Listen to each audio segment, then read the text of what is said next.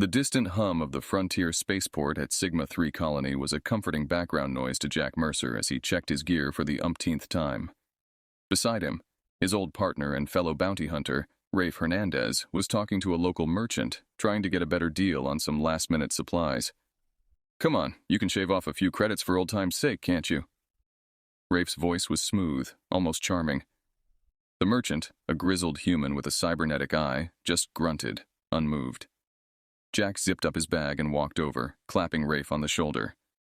"Give it up, Rafe. Let's just pay what he's asking and get out of here. We need to check in with the local admin and get our clearance." As they walked towards the administration office, Rafe nudged him. "You're too stiff, Jack. You used to drive a harder bargain than anyone." "That was before. Now I just want to get the job done and go home," Jack replied, his voice tightening at the thought of home. His wife, Mara, and their 2 kids waiting for him on this very colony.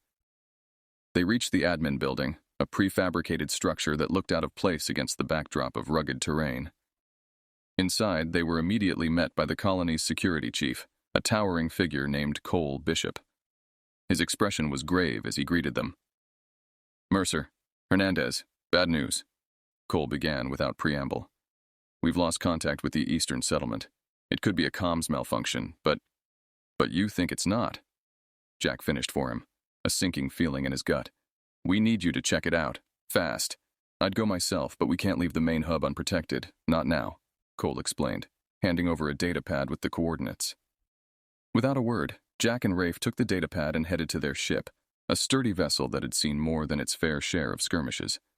The engines roared to life as they made their preparations, the atmosphere heavy with unspoken fears. The flight to the Eastern Settlement was short and tense. As they approached, the first thing that struck them was the silence.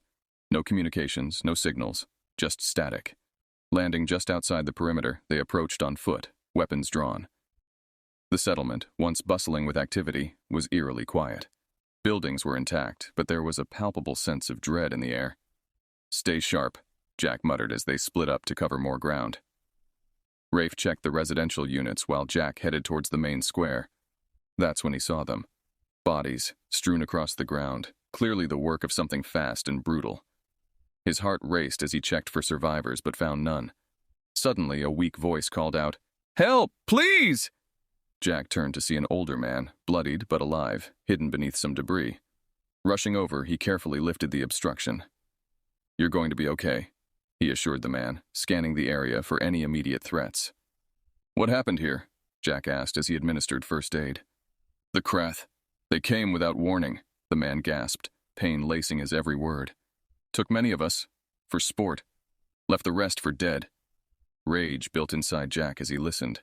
The Krath, a species known for their ruthlessness, were hunting humans like animals, and now they had come to Sigma-3. Rafe rejoined them, his face grim. "No other survivors. We need to report this back to Cole. Get a defense organized." Jack nodded, helping the injured man to his feet. "We'll get you to safety first." As they returned to their ship, Jack's thoughts were with his family. He hoped he wasn't too late, that this was an isolated incident. But deep down, he knew this was only the beginning. The hunt had begun, and it was time for the hunters to strike back. Back at Sigma-3's central hub, the spaceport thrummed with a tense undercurrent of urgency. Jack and Rafe arrived with the survivor in tow, quickly ushering him into the medical bay before making their way to the command center where Cole awaited. The room was stark, illuminated by the soft glow of holographic displays. Cole looked up from a tactical screen as they entered, his eyes seeking answers. "What's the situation?" he demanded. Jack's face was grim as he reported, "It's a massacre, Cole. No signs of struggle. It was a slaughter. The Krath were methodical, ruthless." Rafe added, "We brought back a survivor. He said the Krath took prisoners. This wasn't just a raid. It's like they're hunting us." Cole's jaw tightened.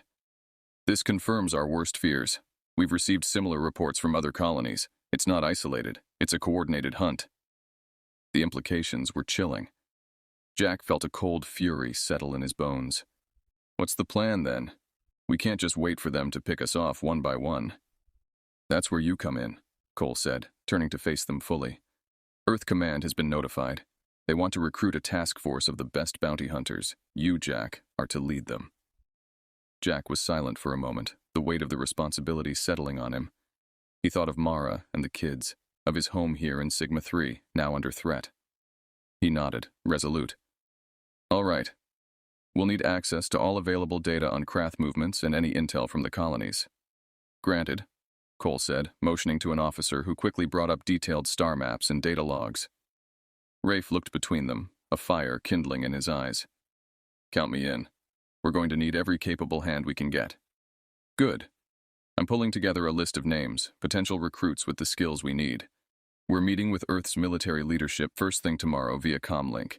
They're mobilizing ships to aid in defense, but we need to start hunting them down, hitting them where it hurts, Cole explained, outlining a basic strategy. Jack nodded, his mind already racing with plans and contingencies.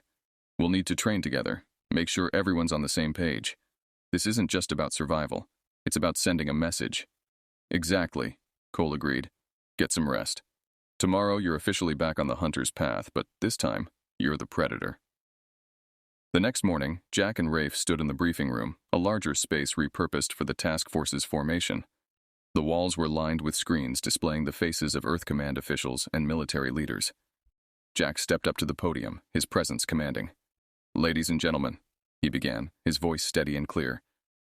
We are not just defending human territory. We are striking back against a threat that views us as prey.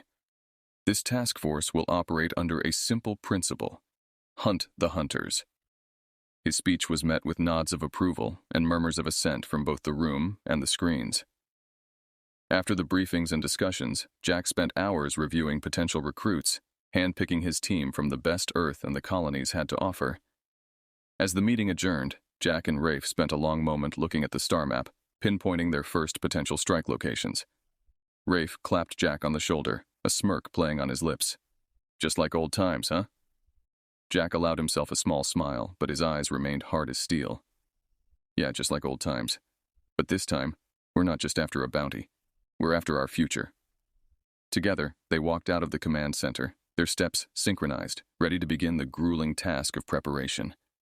Jack knew the road ahead would be fraught with danger, but he also knew humanity's will to survive was unmatched. Now it was time to prove it. The makeshift training ground was set up on a rugged, isolated asteroid in the outer rim, a harsh environment perfect for toughening up even the most seasoned fighters. Jack and Rafe arrived with the first batch of recruits, each one a proven survivor with their own grim determination etched into their faces. As they disembarked from the transport ship, Jack scanned the group. Welcome to your new home, folks. This rock is where you'll learn what it means to be on the front lines against the Krath. You're not just fighters, you're protectors, avengers, guardians of humanity.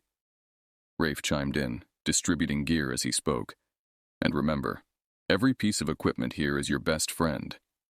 Get to know it better than you know yourself. The recruits nodded, taking their gear and securing their belongings. Jack led them to a central clearing where makeshift obstacles and training modules had been installed. We start with the basics: formation, combat tactics, and most importantly, understanding our enemy. The Krath aren't like any foe we've faced. They're smarter, faster, and crueler. But they're not invincible. Over the next few weeks, the recruits underwent rigorous training exercises. Jack instilled in them the hunter's creed. Always be aware, never fight fair, protect your crew, make your shots count, and never, ever give up. These principles were hammered into every training scenario, from simulated ship raids to hand-to-hand combat drills against robotic Krath opponents. One evening, after a particularly grueling session, the recruits gathered around a fire in the base's mess area. Jack took this opportunity to bond and instill a deeper sense of purpose in the team.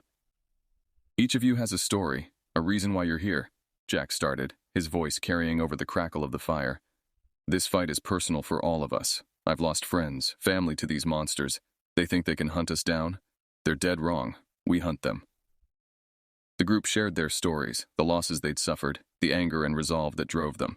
Each tale wove them tighter into a cohesive unit, with Jack and Rafe at the core, guiding and shaping their resolve.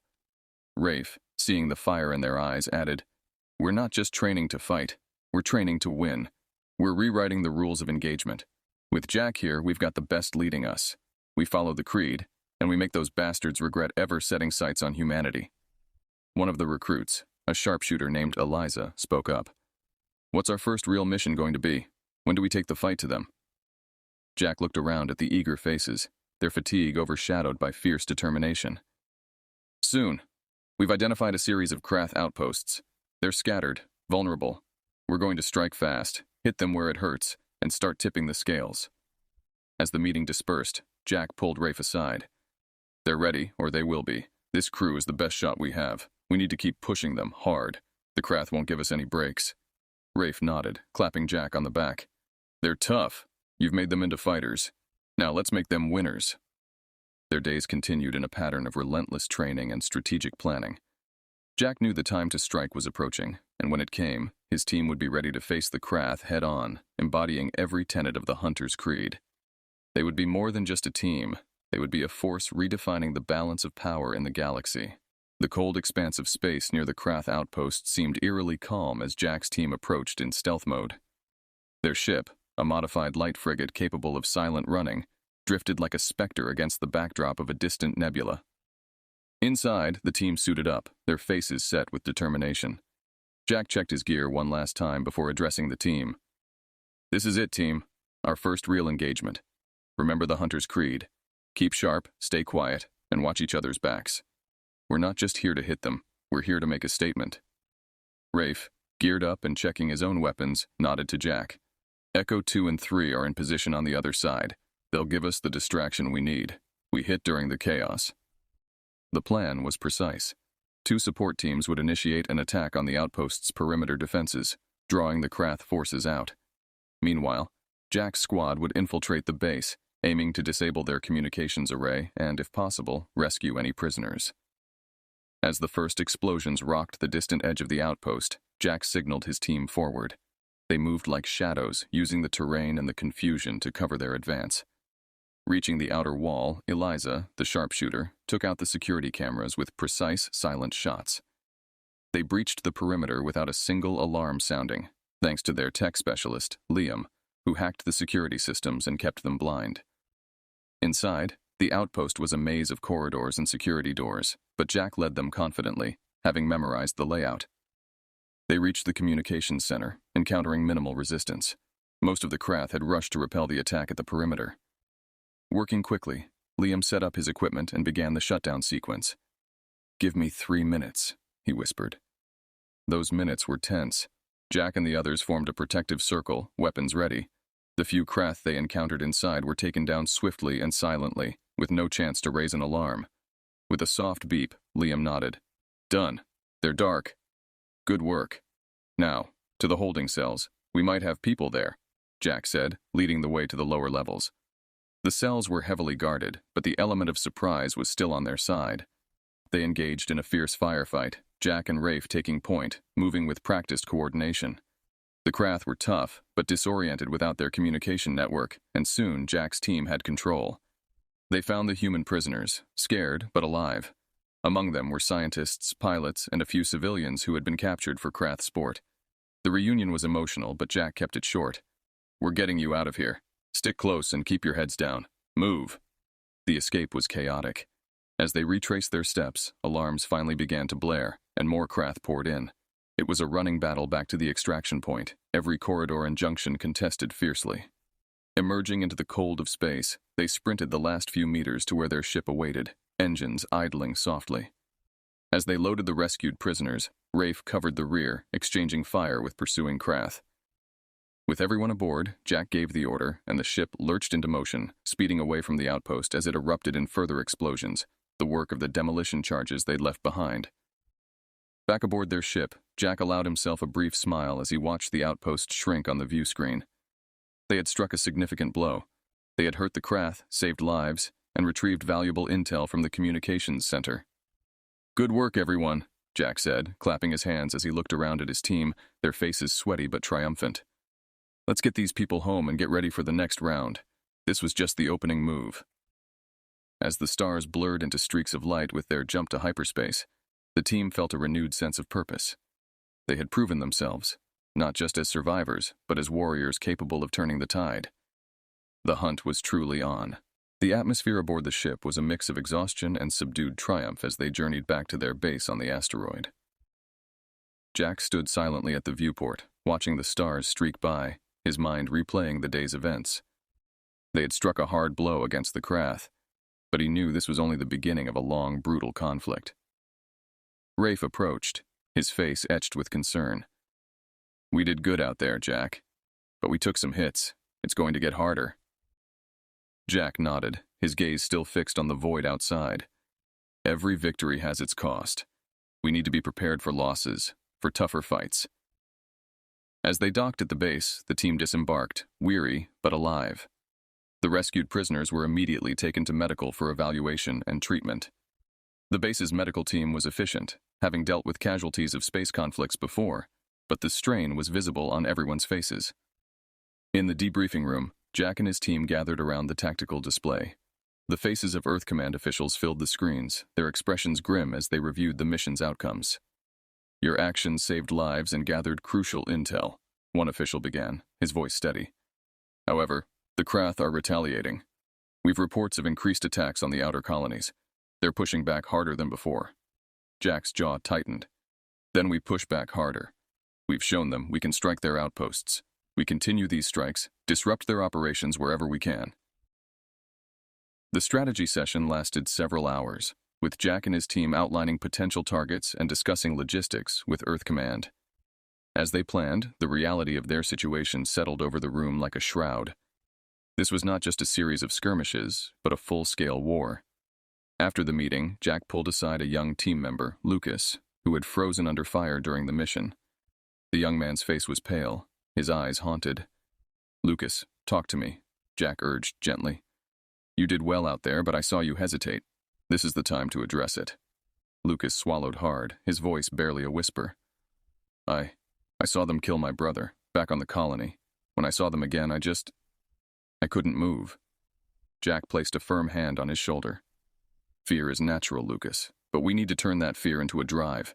Use it. Let it fuel you, not freeze you. You're not alone out here." Lucas nodded, his expression firming. "I won't let you down, sir. I won't let them win." Jack's commitment to his team deepened with each personal struggle they shared. He knew that leading them meant more than just tactical orders. It meant guiding them through the darkness this war brought into their lives. The following weeks saw them executing several more raids. Each mission was successful, but not without cost. They lost 2 team members in a fierce battle on a remote Krath mining planet. The losses hit the team hard, and the mood aboard the ship grew somber. Rafe and Jack held a small ceremony in the hangar bay, the team standing in silent tribute as they remembered their fallen comrades. "This is the price of war," Jack addressed the team afterward. "We honor them by continuing the fight, by completing this mission. We owe them, and ourselves no less." Determined, the team prepared for the next operation. Despite the setbacks, their resolve only strengthened. Jack saw the fire in their eyes, the determination to avenge their fallen and secure safety for humanity. They were not just soldiers, they were defenders, avengers, each carrying the weight of personal loss. As the next mission loomed, Jack reinforced the necessity of their creed and the need for caution. "We strike fast, we strike hard, and we cover each other. No more losses," he declared, his voice resolute. With that, they set course for the next target, their spirits fortified by the memories of those they had lost, each victory bittersweet but essential. They were the spearhead of humanity's resistance, the tip of the sword in humanity's hand, and they would not be broken. After weeks of relentless skirmishes and mounting Krath casualties, Jack's team was ready for their most daring mission yet, a direct assault on the Krath homeworld, Kethar Prime. The intelligence gathered from previous raids indicated that a significant portion of Krath military leadership was stationed there, including their war council. It was a golden opportunity to strike at the heart of the enemy. In the strategy room of their asteroid base, Jack laid out the plan with meticulous precision, using the holographic projector to display the complex architecture of the Krath Central Command. "This is it," he began, his voice steady. "Kethar Prime is heavily fortified, but we've identified a series of underground tunnels that will lead us close to their main command center. It's risky, but it's our best shot at taking out their leadership and crippling their operations." Rafe, who had been studying the map intently, pointed to a section marked with red. "These tunnels are minimally guarded. Most likely they don't expect an attack from beneath. We'll use stealth pods to get to the surface and proceed on foot from there." Eliza, checking her sniper rifle, added, Once inside, my team will provide cover from the upper levels while Jack and the infiltration team move in to secure the target area. As the team members voiced their roles and readied their equipment, Jack felt the weight of the mission. This was not just another raid. It was a pivotal moment that could potentially end the war. The journey to Kethar Prime was tense, with each team member lost in their own thoughts, mentally preparing for the battle ahead. As their ship approached the planet, hidden by the shadow of a nearby moon, Jack reviewed the mission details one last time. Remember, stick to the shadows, move fast, and keep communications tight. We can't afford any mistakes. Once on the surface, the team executed the plan flawlessly. The stealth pods carried them close to the tunnel entrances without detection. From there, they moved quickly and quietly through the dimly lit tunnels, guided by Liam's hacking skills to circumvent security checkpoints. Emerging from the tunnels, they found themselves in a massive subterranean complex. Jack signaled to split up according to the plan. Heartbeats synchronized with the soft echoes of their movements, they advanced toward their objectives. The infiltration team, led by Jack, encountered light resistance, surprised Krath guards who were quickly neutralized before any alarms could be raised. Jack's experience and calm under pressure kept the team focused and efficient as they edged closer to the command center. Meanwhile, Eliza and her cover team took position, her sharp eyes scanning for threats as she set up her sniper nest. Through her scope, she relayed enemy movements to Jack, helping him navigate the last barriers to their target. As they breached the command center, a fierce battle erupted. Krath soldiers, realizing the gravity of the threat, fought desperately, but Jack's team was prepared. They moved with lethal precision, clearing a path through the enemy. In the heart of the command center, Jack confronted the Krath war commander, a towering figure clad in battle armor. The duel was intense, with Jack relying on every skill he had honed over his years as a bounty hunter. Finally, with a swift, decisive move, he managed to disarm and incapacitate the Krath commander. With the command center secured, Liam quickly set up a data link to transmit critical Krath military codes and deployment information back to Earth Command. "We have what we need," he shouted over the commotion. Jack rallied his team for the extraction. "Time to go. Move out." With the Krath in disarray, they retraced their steps, fighting through pockets of resistance as they made their way back to the tunnels. Once safely back on their ship and en route to the asteroid base, the team was quiet, each member processing the enormity of what they had achieved. They had struck a critical blow, one that would certainly shift the balance of power. Jack looked over his team, their faces weary but resolute. "You did incredible work today. This is a turning point. But it's not over yet. We need to stay sharp, stay focused. The Krath will retaliate, but we're ready for them." As they approached the base, a sense of cautious optimism filled the air. They had entered the lion's den, struck swiftly, and emerged victorious.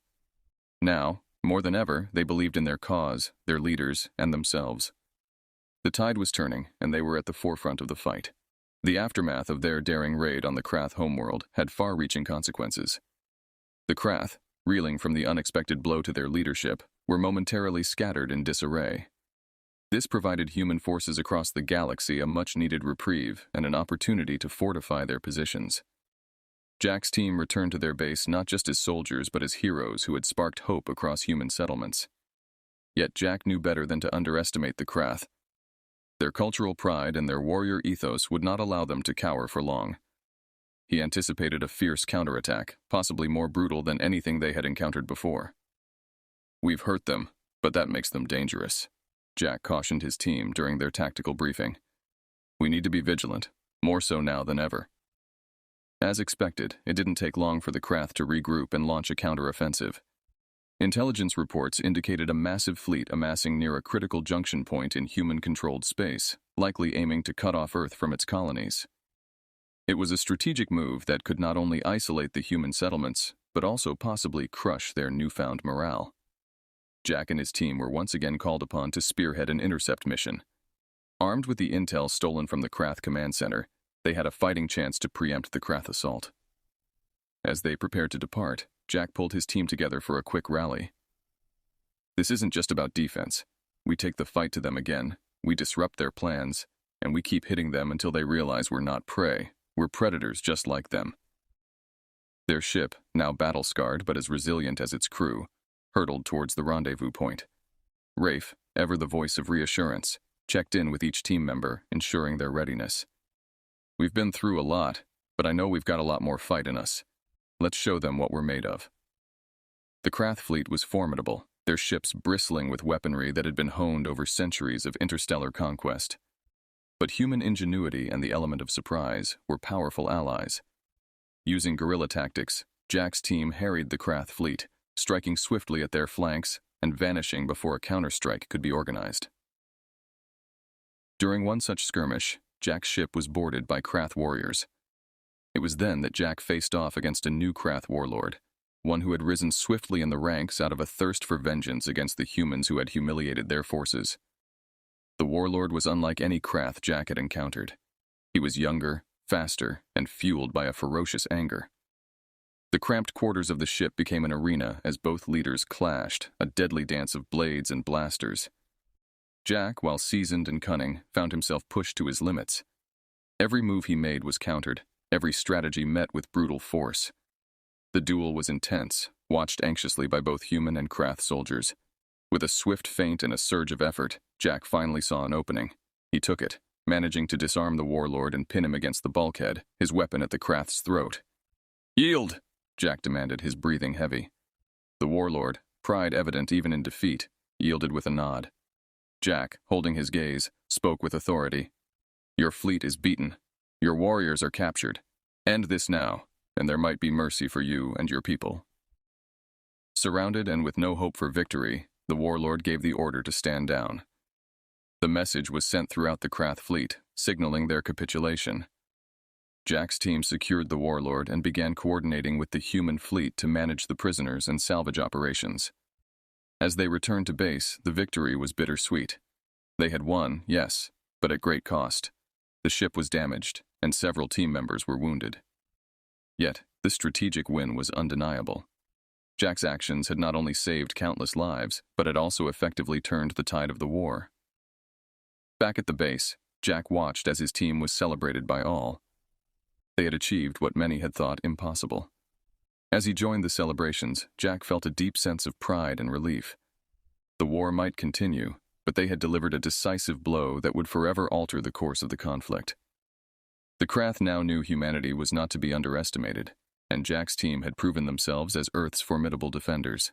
The command center at the asteroid base was abuzz with activity, but there was a palpable shift in the atmosphere, a sense of relief mixed with cautious optimism. Jack stood overlooking the operations floor, watching as reports flowed in from across human-controlled space. The Krath's surrender marked a monumental shift in the war, and now the hard work of peace and rebuilding began.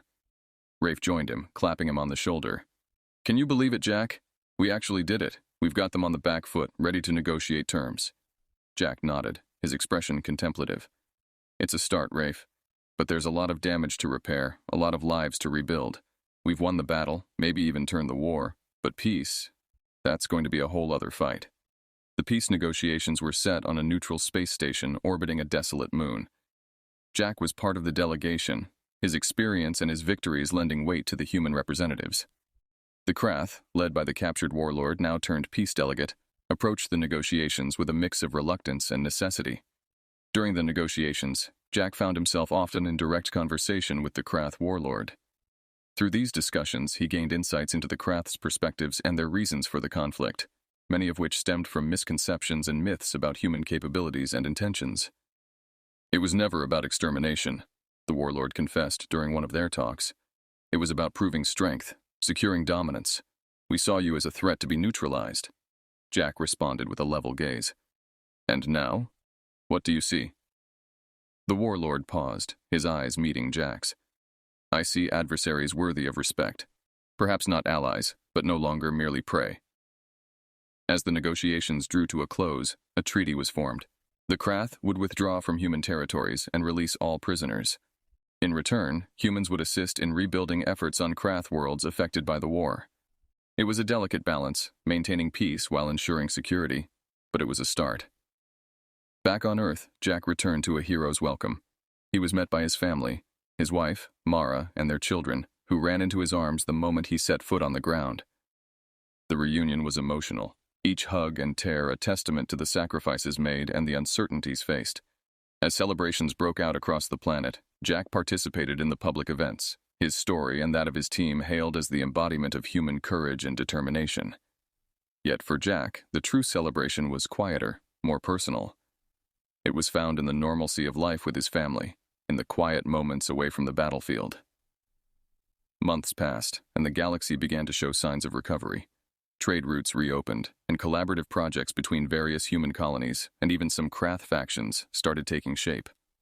Jack, who had been offered numerous positions and honors, chose instead to lead a new division focused on interstellar security and peacekeeping. In the end, as Jack stood watching a sunset from his home on Earth, reflecting on the past and the future, he realized the war had changed him, shaped him in ways he couldn't have anticipated. He was no longer just a bounty hunter, but a leader who had seen the worst of war and the best of peace.